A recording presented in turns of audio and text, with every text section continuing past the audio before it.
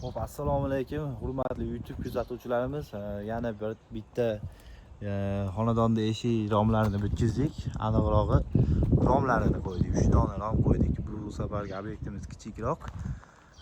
Bu yerga Ekepen Zolotoydan 2 qavatli gulli okayni solib eshik romlar qo'yib berganmiz. Shunday fasonda bo'lgan, bir tarafi ochiladigan bo'lgan. Ranglari Zolotoy dub ranglarda. Sifati o'ta go'zal chiqdi.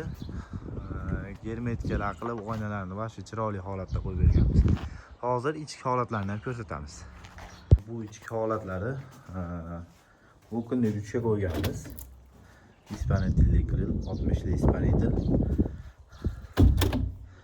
Ochilib yopilishlari juda ham qulay.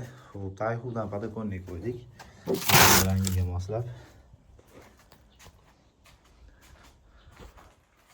Bu romlarimiz